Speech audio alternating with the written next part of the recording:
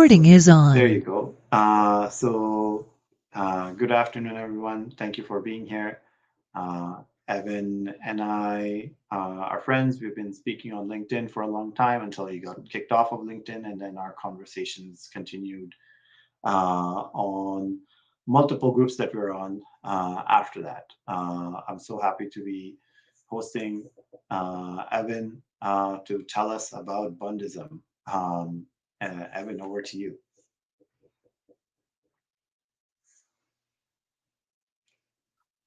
Well, hello. I'm the organizer of the SoCal International Jewish Bund, which is one of several bunds that are being organized right now. I don't have a camera because my laptop is broken.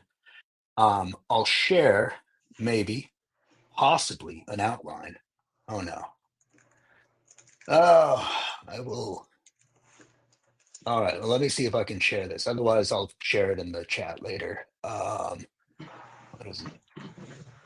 Let's see. So anyway, uh-oh. Yeah, so it might ask you to like give you some extra permissions. Yeah, it is. It's wanting me to quit and reopen too. Yeah, But I and don't know. so you can just quickly rejoin. Yeah. All right, then I will be right back. Oh wait, is it gonna let me share?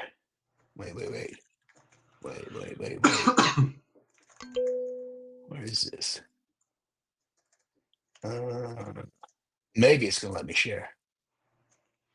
But where's my window? It's in here somewhere. Oh, these are tabs, window. Anyway, so the Bund. Oh yeah, that's right. It's gonna make me. All right, let me rejoin. Chrome.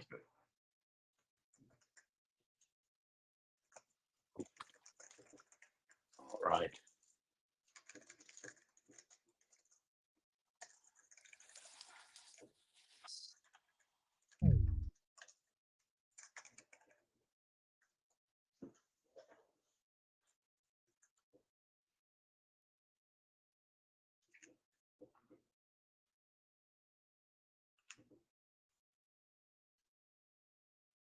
We'll give Evan a second to rejoin. There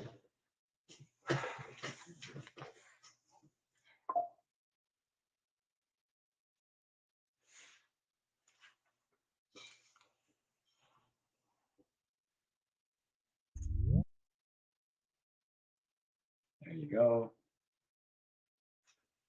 That was mostly painless. Yeah, it's usually not bad. All right, let me arrange my windows again. Share the outline. Basically, oh come on, brave dog. There we go. Basically, the Bund started as a labor organization in 1898, which was also the same year as the first Zionist Congress, which is an interesting, partly coincidence, partly not coincidence. But so the first Zionist Congress was 1898. That was when Herzl declared himself Emperor of the Jews and decided that we needed to colonize Palestine on behalf of Europe so that they would stop trying to murder us. But the way he wanted to do it was, very problematic, but also very much in line with European culture. So their plan was to petition, at the time, England, to let Jews migrate to Palestine because England was running. Oh no, at this point it was the Ottoman Empire still. So they were running. They had the Palestine. The Ottoman Empire was interesting because they were considerably less violent towards Jews than Europe was, and we actually had like one of our golden ages there, one of our longest running golden ages. And, we had a lot of discussions with Muslim scholars and We were mostly allowed to live in peace, but like Europe, they only allowed Jews to have certain occupations like money lending, which becomes interesting later. Europe also only allowed us to do money lending and trades and mercantilism and things like that. So basically, around this time were some violent pogroms in Russia, Poland, Lithuania, all across Europe, where they were, they basically would find like the Jewish villages and burn them down and murder everyone they could find. So a lot of people left Europe for that. The Bund formed to fight this, and Zionism formed to provide an alternative to it. So um, I guess leading up to this was also like, 1,500 years of European, ghettoization, restrictions, violence, blaming us for lots of things, which probably sounds familiar now because they thought we controlled the world. They thought we were taking their children and eating them as part of our matzah, all sorts of stuff. It's wild stuff. So Zionism formed as a way to say, well, none of us believe anything in the writings, so let's just occupy Palestine anyway. At the time, and still really, like, Jewish thought was, we don't get to take Palestine by force ever again. If we're to live in Palestine, it'll be in peace because whoever does have it invited us there. And not necessarily like a controlling colony per se, like, England, but the people who live there, like the Palestinians. They would invite us. We would get to live there as long as, they would have us. That was mainstream Jewish thought. There was a lot of rabbis writing about Zionism saying, this is terrible. We can't do this. This is like against, God's will. It's against, common sense. It's like, why would we replace one, occupation with another?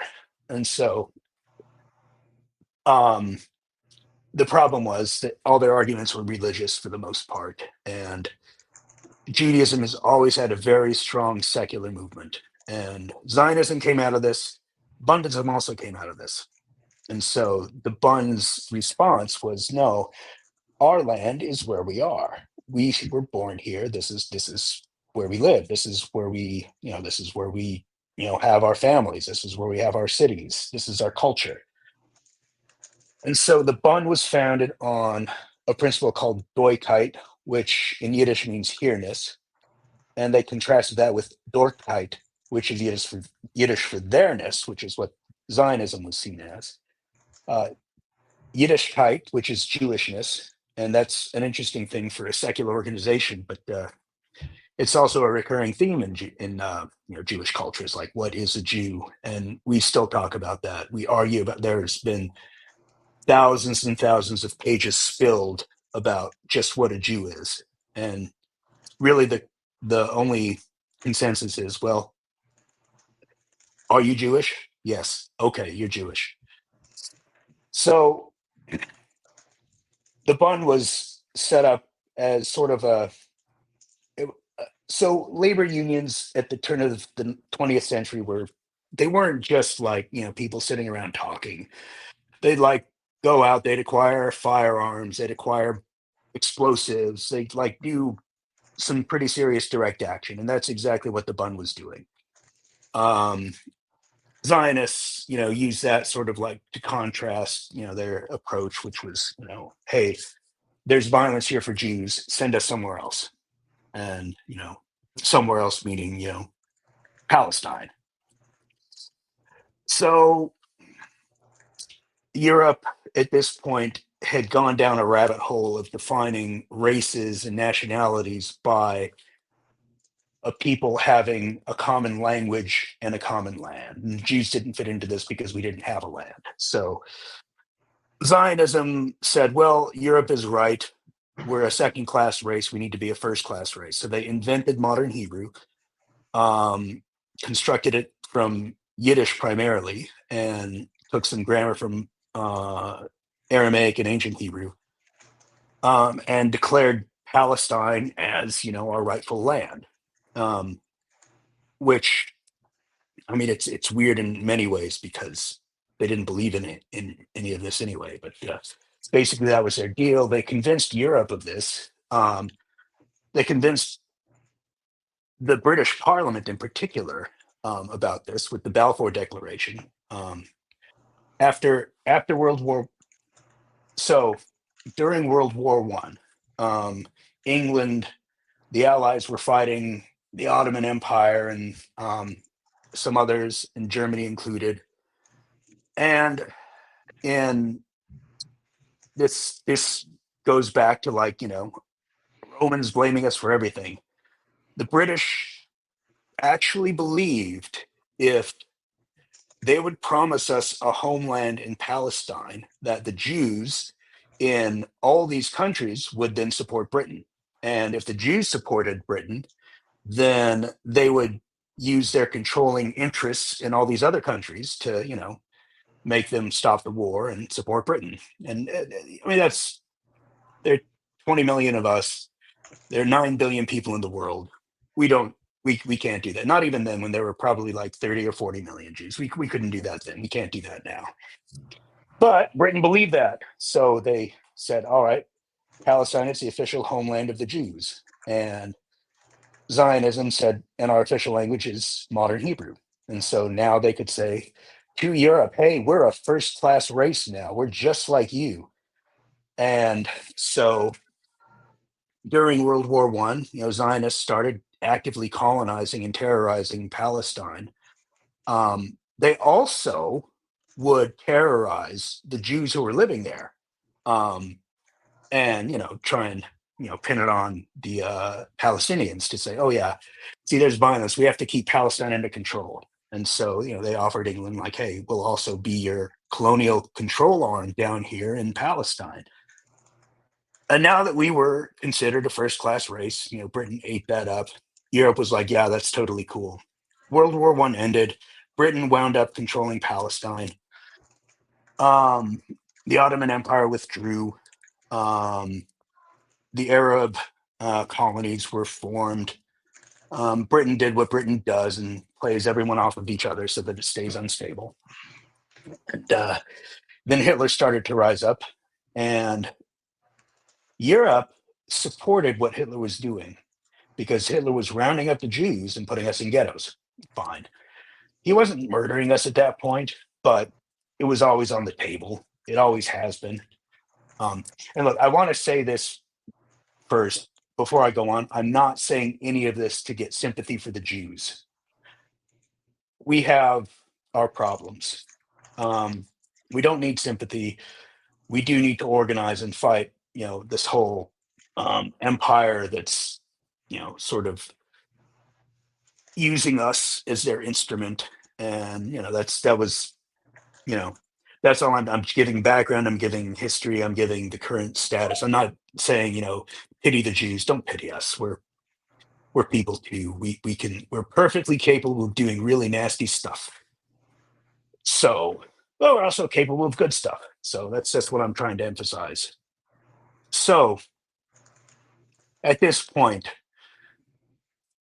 with Hitler rounding up the Jews, putting them in concentration camps, this was like early 30s already. The British Parliament has several discussions on this where they say, what are we going to do about the Jews who are refugees from England or from Germany and from Europe? And they said, well, we're not going to take those Jews here because no one likes Jews. So why don't we just send them to Palestine? And so they started sending them to Palestine, and Palestine started, Arabs in Palestine became refugees too, and they started like trying to wander back to England, and that didn't work out very well. So they got sent. It was a mess of like people all converging on Palestine with basically running away from the problems of Europe. And understandably so, because, if your occupation is money lending or butchering or, trade, you're not a fighter. You don't like know how to, you don't even know which end of the gun to point at someone, for example. So like, why would you fight? The Bund fought. They knew how to do it, and they were responsible for many of the ghetto uprisings, including the Warsaw Ghetto Uprising, which is famous because it basically, they almost took the ghetto, and Germany had to basically destroy the entire ghetto to stop the uprising. And that should sound awfully familiar. So basically, the Bund fought. While this was going on, Zionist Jews were working with Germany on the back end in the Havara Agreement to say, hey, we want you to send some Jews down here to Palestine, but not just any Jew. We want the whitest, palest Jews you can find, and we want them to be rabid Zionists. And so Nazi Germany started shipping these kinds of Jews down there. There are actually discussions between the Zionists in Palestine and Germany saying, hey, the Zionists were saying, hey, you're sending us way too many of the wrong kinds of Jews. So just send us the right kinds. And, they picked and chose. And this was the beginning of Zionism basically suppressing dissent with violence and essentially with murder. And this is something they carried on and they carry on today. So as an aside, if you want a reason why it took people so long to hear from Jews on the current Palestine situation, is because many of us, I got kicked off LinkedIn. People dox me all the time. I get all sorts of weird packages to my house. It's whatever. But this is what we face the same kind of suppression and violence encouraged by the state as everybody else. So Jews are scared to speak up, but now even in Israel, things have gone too far, and Jews are speaking up. So we're here. We're just we don't want to die either. Basically, back to the Holocaust, Israel, Palestine was sold as sort of the final ghetto for Jews, and as the enforcement arm of the colonies in Palestine. And so everyone just ate that up. Europe was like, yeah, we can finally get rid of the Jews. We don't have to kill them all. We can just kill some of them. And then the rest we can just send down to Palestine. And, Britain was like, yeah, fine, whatever. We've got a war to fight here. We're tired of getting firebombed in London. So, a lot of Jews wound up. Oh, sorry, go ahead. Sorry, Evan. Evan, do you prefer questions at the end or anytime in the middle? Anytime is fine. It's probably better as soon as they come up, because that's when people are going to remember. So, okay. Are there questions? So I have a question, and anybody else has a question, please feel free to raise your hand or put your question in the chat. Either is good. You're welcome to speak. So one thing that is new that I heard from you is that Zionists in Palestine only wanted the whitest Jews. And yes.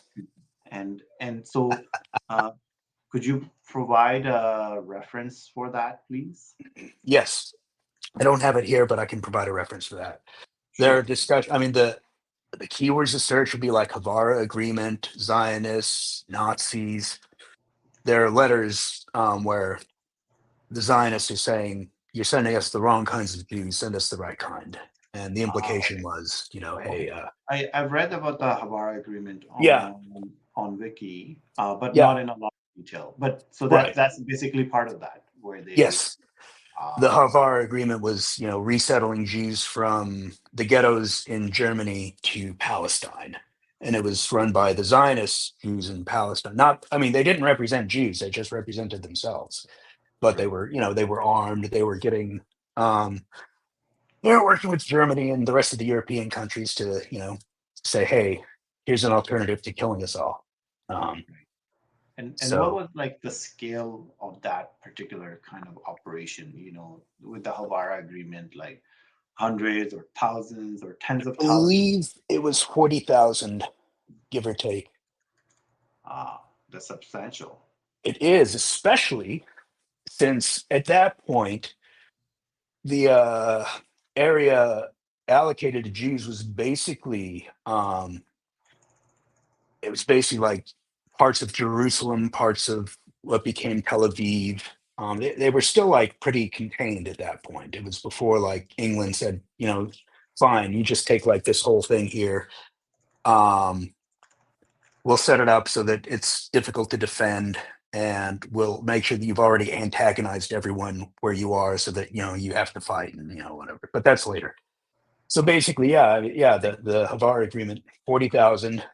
There were, I think, 200,000 or 300,000 total refugees that got turned away on ships throughout the Holocaust, which England knew about. I mean, the parliament said, hey, what are we going to do about these Jewish refugees? And the consensus was, well, they're Jews, send them back to where they came from.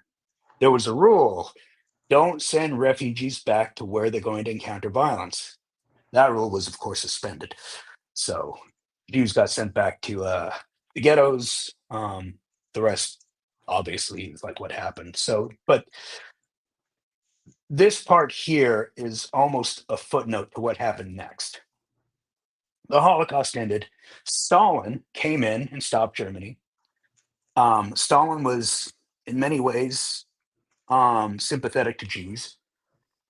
And in a sense, after Stalin stopped Germany, the rest of Europe was kind of frustrated because they couldn't, Germany didn't have a chance to finish the job it started of, removing Jews from Europe. So they were mad at Stalin. That was one of the triggers for the Cold War. But Stalin had offered a part of the USSR as a Jewish autonomous territory. Many Jews moved there. But when England pulled out of Palestine after World War II, it was basically mayhem there between the Arabs and the Jews, and understandably so, because the Jews were basically all terrorists. They were hand selected to be terrorists, and the Arabs were like, "Well, why are you doing this?" So Stalin, at this point, saw like, well, there's no way the Jews are going to survive this. So he grudgingly armed the Jews in Palestine so they could, and I'm not saying this to like make the Jews sympathetic. He just wanted Jews to survive. He didn't want them to control Palestine. He just wanted them to survive. But they had already stirred up enough hatred there that it would take a lot. So Stalin armed the Jews. Lots of people armed the Arab nations, or the Arab nations. A lot of them armed the Palestinians, and it was basically war until 1948, when the UN was formed basically is its first project to manage Palestine. And so then Britain had nothing to offer at this point because it had just, spent everything on its war. The US was like up and coming and said, yeah, well, we'll help out. So the US and the Soviet Union were the two ruling members of the UN, and they basically set up Israel and the neighboring nations with weapons to basically be their proxies. And this is where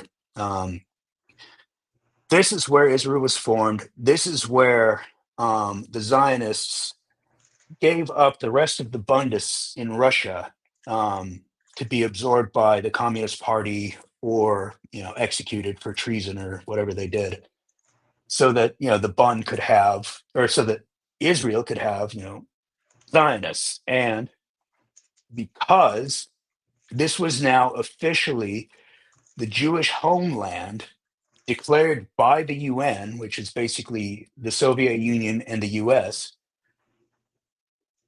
Europe said, fine, we're closing our borders to Jews. And then a lot of other Jews wound up going to Palestine.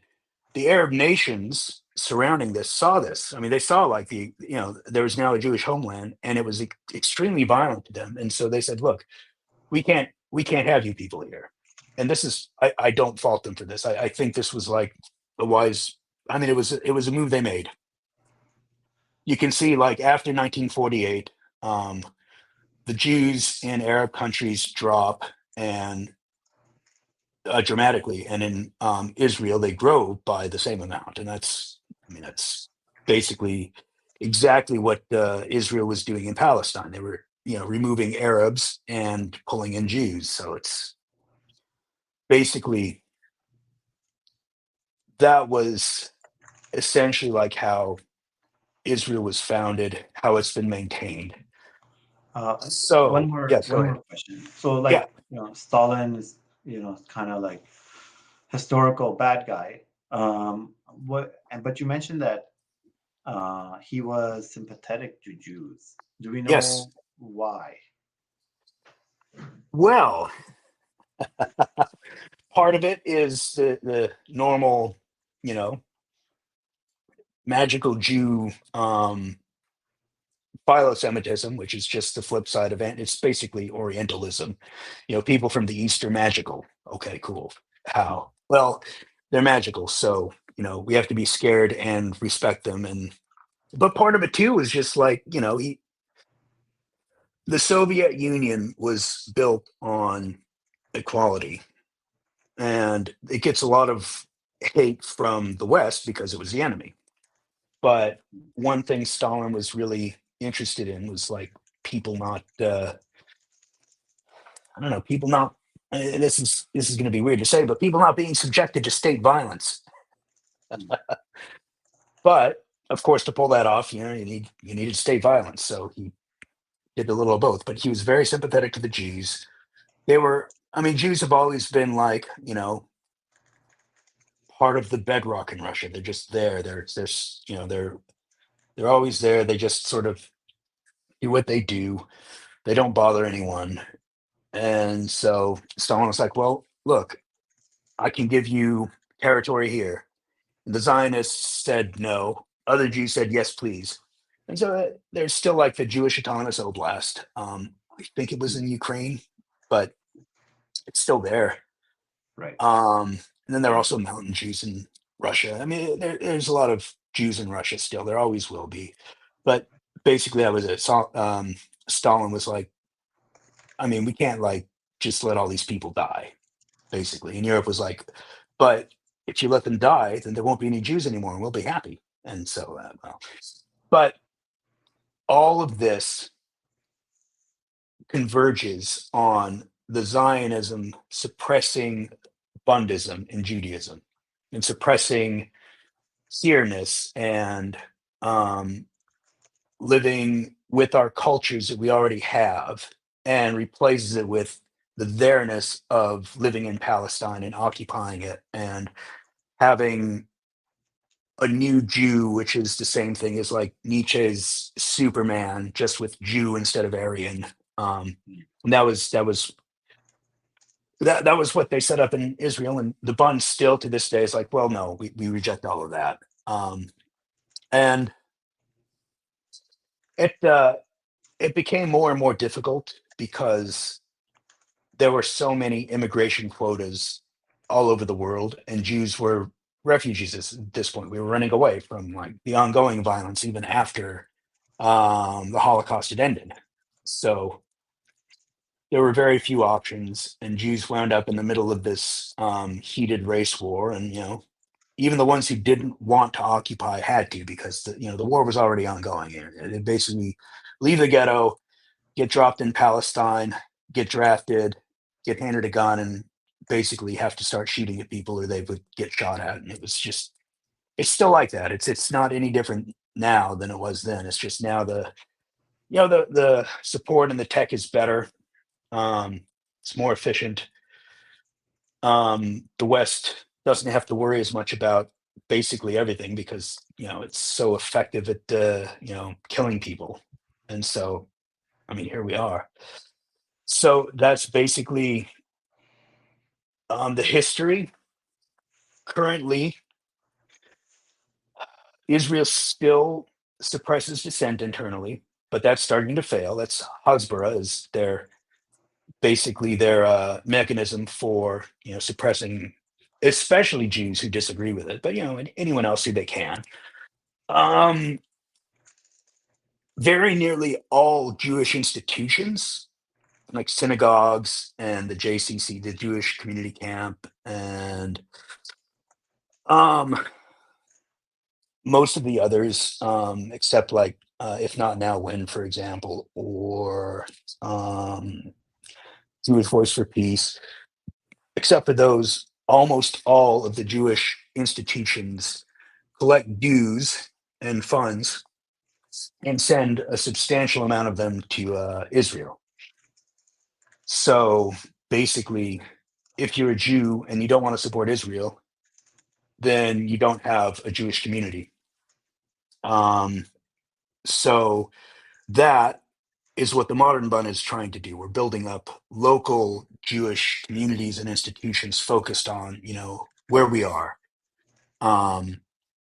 solving the issues where we are, and not like trying to, you know, build up a colony in Palestine. And so we're trying to return like the focus to like, the diasporic Judaism where we've been for, 4,000 years. It's what we do best. We work well in diaspora. We don't work well with the kingdom, and that's something the rabbis realized after the Bar Kokhba revolt that Rome suppressed. That was the end of the Second Kingdom, and that was it. Fine. We were fine after that, and so we look back and say, yeah, Jews are. It's hard to say like what a Jew is, but one thing it isn't is an actual nation. So we shouldn't have a nation. We should just be who we are, where we are. And so that's basically what we're doing. We're trying to pull the focus back to where we are. That's right, Glenn. Blasphemy, which is funny because the blasphemy was actually the Zionism, according to the religious scholars at the time. And now, of course, the secular Zionist movement has started deciding what Jewish is, mainly because it's been empowered by the empire to speak on behalf of Judaism. That's really unfortunate, and that's where the real problem is. It's not like, Jews in Israel are murdering Palestinians and committing genocide, but they couldn't do it without the insistence and the full support of the empire that set it up to speak for all Jews in the first place. So that's what another thing that Bundism is trying to work on. All right. That was most of the things I wanted to cover. And so questions are like, hopefully going to be, it's my birthday today, so you're going to have to up your game and start spanking me. Happy birthday. Happy Thank birthday, you. man. Thank you. I have a question. Happy birthday, Evan. Thank Last you. question. Thank you. Or are Yeah, we using? obviously. Do we use hands? How are we doing the questions? Well, Go ahead. Nobody else has their hand yeah, up. I'll raise my don't hand waste it. officially. Don't Evan, waste so the good to be airtime, man. talking to you. I think in the 2 years we've known each other, I don't know, have we ever done a voice call? I'm not sure we have. Yeah, Anyway, very rarely. very But I know rarely. your voice, so we have. Can we? That is true. Can you talk about the work that the Bund is doing?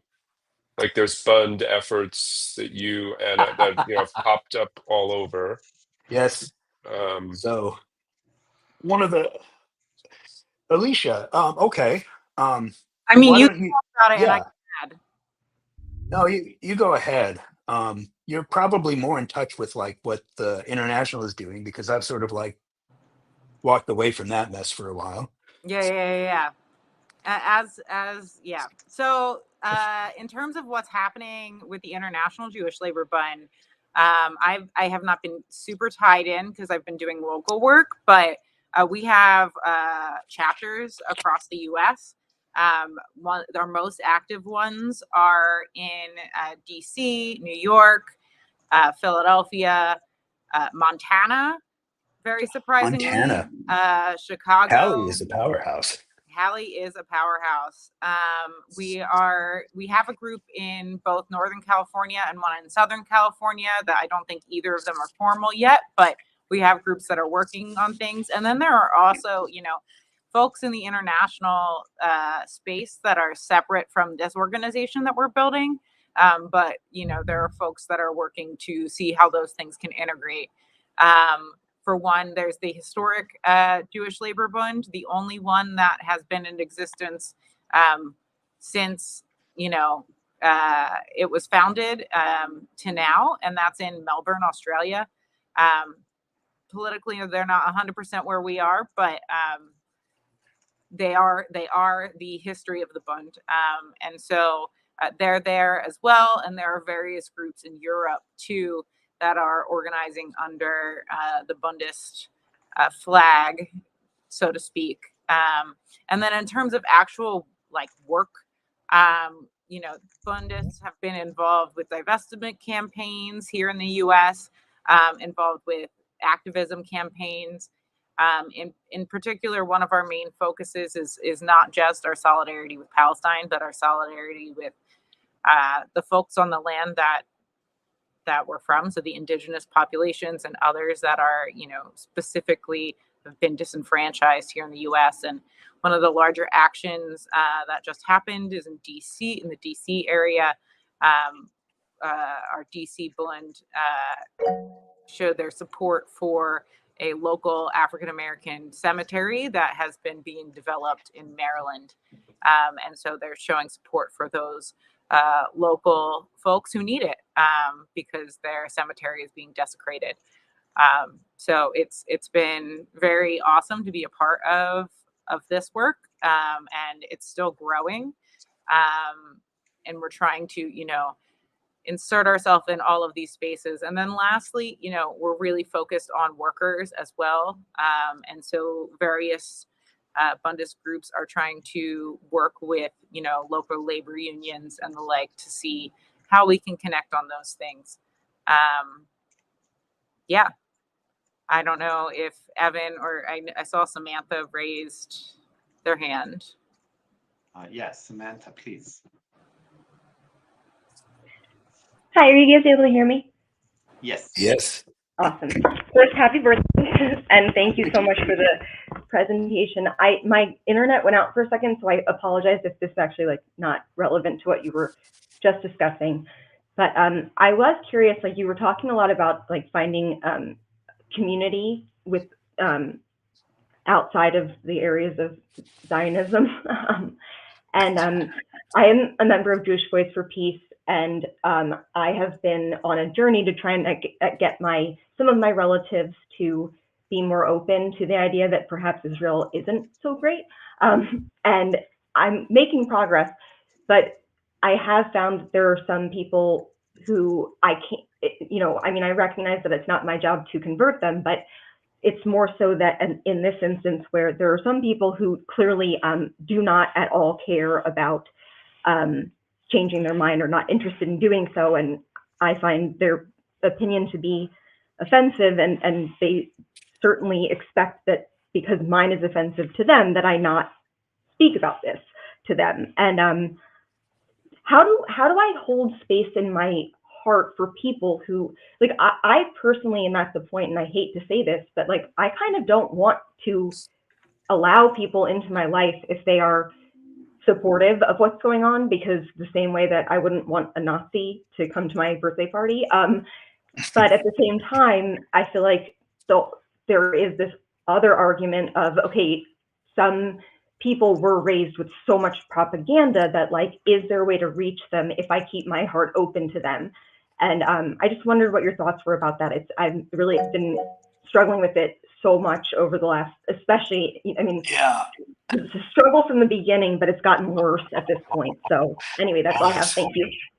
It will continue to get worse. Civil wars are some of the worst wars because basically you are tearing families apart on ideological bounds.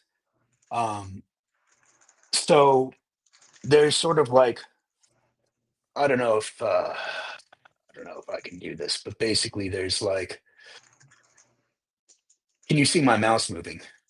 Yeah. All right. So there's on one side, there are people who agree with you. On the other side are the people who don't agree with you. And there's sort of a valley in between of people who are at least open, and they're, it's a continuum, and some people will stay on. Right, exactly. Get the people in the middle. You focus on the people in the middle. You have to. It's to save your energy and sanity. Being able to decide quickly if someone is on the other side of the valley from you and won't move or not is important. The idea of excommunication comes up. Um, Obviously, there's no central Jewish authority to say this is, these people are or not Jewish. But one thing that I've always held on to is pikuach nefesh, which is, preservation of life.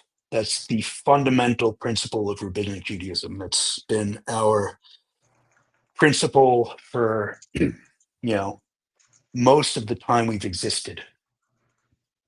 And to the extent that an act does not preserve life, it is not Jewish. And that's something that I hang on to. And it sort of helps separate the act from the person so that you don't necessarily hate a person's core, whoever they are, but it keeps them human. But it also means that you can see, like, well, they're not acting in a way that makes me want to be around them, and that's okay. And that's as close as we have to excommunication in Judaism, because it's such a flat thing. So they're Jews I don't speak to, and I won't.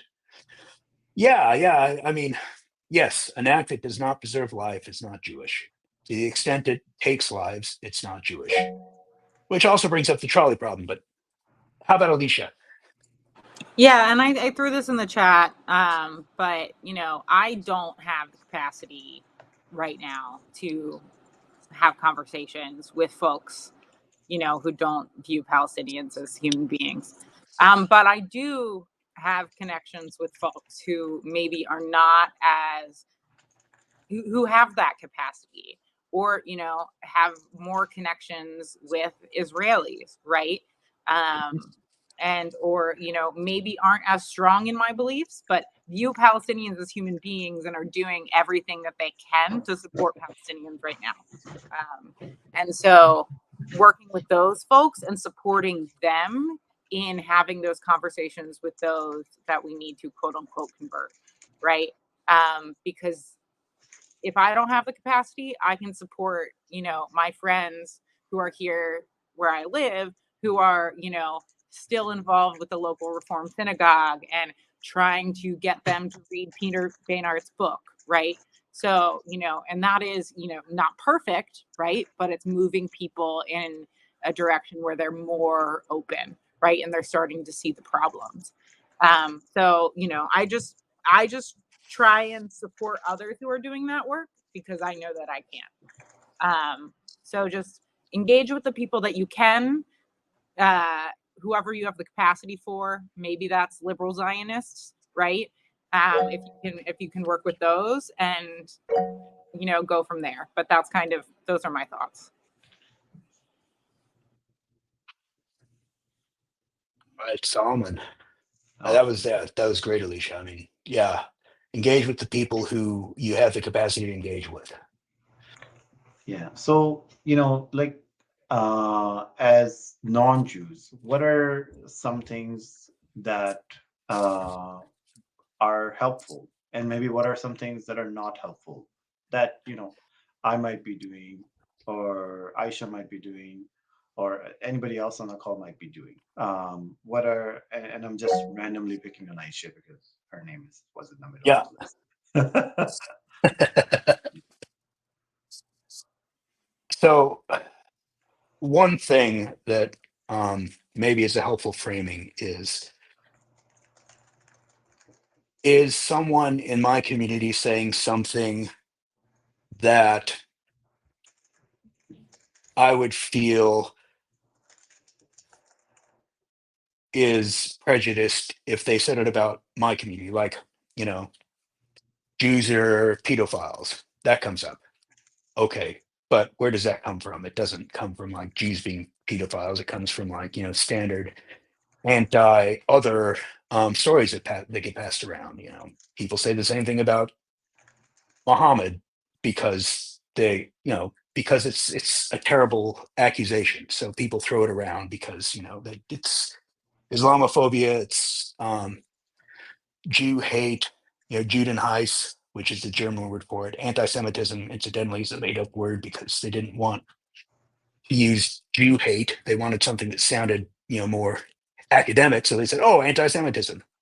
But anyway, yeah. So like, I've seen a lot from a lot of like people with a huge voice in the Arab population, and understand. I have a lot of compassion for them. I understand why, but they're spreading around the same, like, Jews control the world myths that everyone else has been spreading around, and you'll see things like Israel controls America, APAC controls everybody, stuff like that, and none of that's like realistically possible, even because, again, 20 million Jews versus 8 billion people. We're less than a tenth of a percent, really. So, we don't control anything, but it's very convenient to, ride the wave of, like, standard Jew hate stuff. Like, yeah, Jews control everything. So this is on the Jews. It's like, well, I don't know. Pointing out stuff like that, pointing out stuff like, the same kinds of things like radical Islam is Islam. It's not. Islam is much different than that, et cetera, et cetera. So, just being at least willing to engage or say, hey, can you help me engage with this sort of thing? Like, yeah, sure. All right. That's my spiel. And can I add on real quick? Because I know there are hands raised, but I just wanted to say that, it is really hard, and I have a lot of compassion because I'm so angry about these conflations between Zionism and Judaism that are happening. And I think that it's intentional by the Israeli government. I know that it's intentional by the Israeli government, and I know how terrible it is for Palestinians and Jews, right? And so I think it's really important to recognize, and I have a lot of, as Evan said, a lot of compassion for folks that that see them as the same, right? And so that's very frustrating, but it's also, I think, finding good anti-Semitism trainings. I have one online that I linked that's about collective liberation, anti-Semitism training for collective liberation, and really developing like an understanding of what anti-Semitism is and what it isn't, and just recognizing that a lot of these tropes that unfortunately it looks like Israel is, and sometimes is, reinforcing. However, most, like, recognizing, as Evan said, that like a huge portion of why the state of Israel exists has to do with Christian Zionism, right? And the fact that, they have this end times vision of what will happen if all the Jews end up in Israel. And that has been a big part of the project. And so we cannot we cannot absolve the Jewish community for their engagement with this, the institutional Jewish community, right? And also, like, that is not the only driver. So I think like really solid anti-Semitism trainings, and just acknowledging that just because Israel and the United States governments are conflating Israelism with Zionism, that just because that's happening doesn't mean anti-Semitism isn't a thing. Yeah, but that's hard. And anti-Semitism isn't a way for us to say, pity us because we're Jewish, we're so oppressed. It isn't that. It's just, hey, we want to survive too.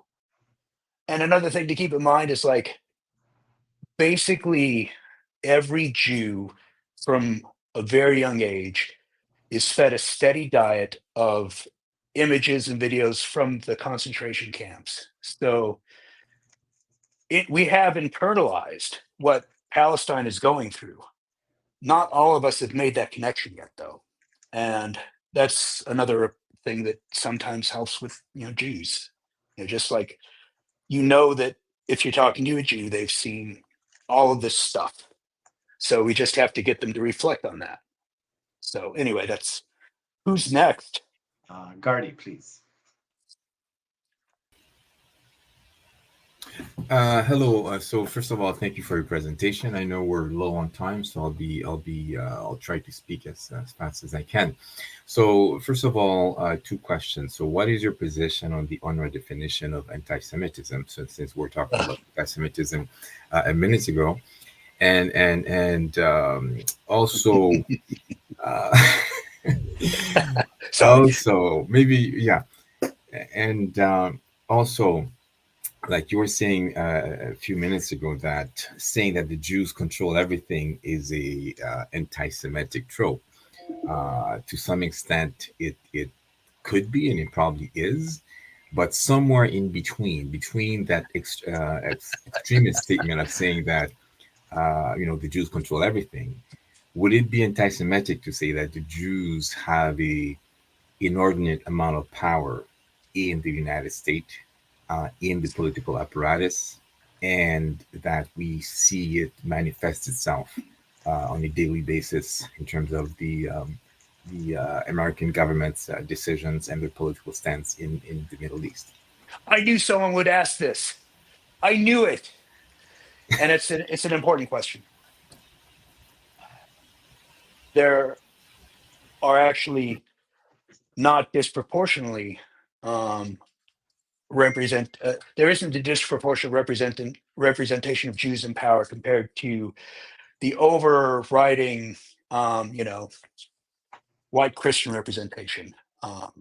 And with so few Jews in the world, it's difficult to make like a statement that someone is overrepresented.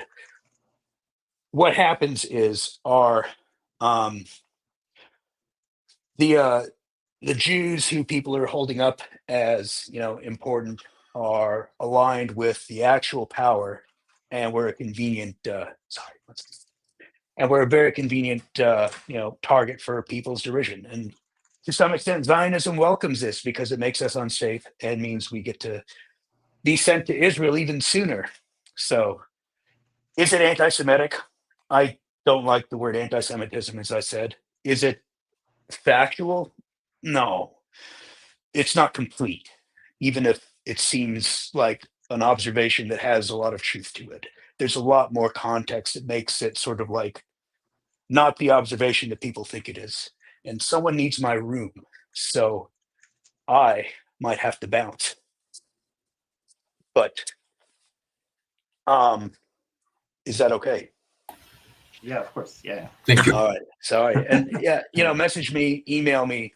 I'm always happy to answer, to talk. Let me drop an email in the chat. Can I say something real quick to that? Though I do also have to jump. Yes, please.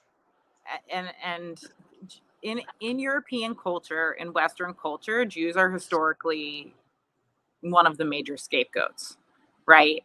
So if there's something wrong, like the Black Plague was blamed on Jews. In American culture, this is specifically wrapped into anti-Blackness, xenophobia, and anti-Indigenousness. And those things can be wrapped together. In white supremacist spaces, oftentimes, anti-Semitism is the first thing that is coming up. That's not what's happening right now. But what I believe is happening is the United States government and Christian Zionists are using American Jews and Jews around the world and the state of Israel to expand their global military conquest, right? And so using Jews and Christian Zionists as a means to an end. And ultimately, out of the end of this, right, once everything hits the fan, they're going to turn around and blame the Jews for this as the scapegoat. I don't know that this is what's going to happen.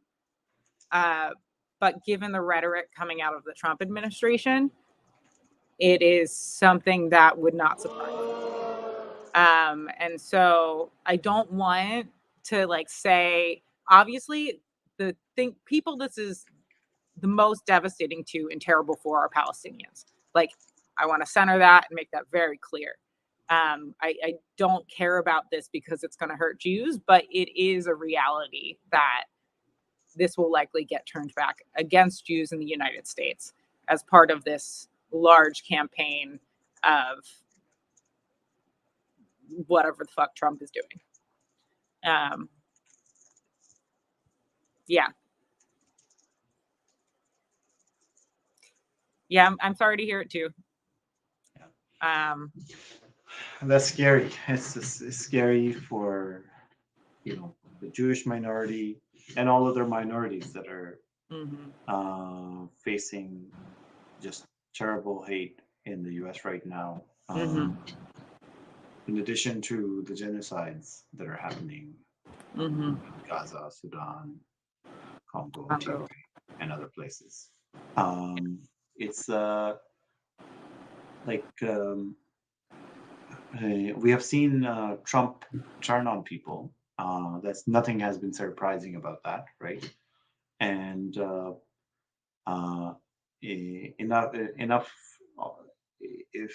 enough of his base would just follow him towards more real anti-Semitism easily. Like that's like you know, nobody would be surprised with real anti-Semitism being on the rise. Yeah. All right. Evan's back. There you go. But he's on mute. Well, I'm back, but not in a private room now, so I have to be a bit more careful, but still I'll do what I can. Yeah, now you can't yell down with Trump loudly. Or maybe you can. No, not here. Not there. Okay. Well, I can yell for you. I'm in Thank you. Toronto. I'm safe. Down with Trump. Oh. All right. So maybe with that, that might be a good way to end the call. Thank you so much, Alicia, for being here. That you added a lot of great commentary. That was, you know, an additional perspective that was really useful in understanding. Thank you so much, Evan, for the presentation. That was thank really you. insightful. This was great. Yeah. Yeah. I think we all learned so many new things. And then I'll share the recording later. Evan, Alicia, would you like to share any closing thoughts? If not, that's okay too. But if you have any, would you like to share any closing thoughts? I don't have any. If you have, that's a lie. I say I don't have any, and then I'm going to say thoughts. Come on, you're one of us. If you have, you know, Jewish friends who might be interested in this, you know, send them our links. Send them the link to Der Spectre. If you have, you know, liberal Zionists or folks that might be interested in reading, you know, Yiddish translations into English that are Bundist writings from the past, that really provide some depth and variety to this idea that all Jews need to be Zionists, and it really cuts at that because this writing is both pre and post World War II. So would highly recommend those things, and, you know, just keep on keeping on. If you're not aware of Dignity for Palestinians, check us out. It's ran by my friends in Gaza. I'll put it in the chat. And, you know, we're doing a lot of good work, and that's who I was on a call with before this. So I'm clearly doing my day job. But yeah, I got to thank you so much. Thank you so much for being here. I've been sending a lot of people towards the Dignity for Palestine campaign. So every little bit helps. All right. Thank you, everyone. Thank you for being here. I appreciate all of you. I appreciate you taking your time out of your busy day to be here, and have a great day. Thank you. Bye-bye. Thanks, Salman. Thanks, everybody.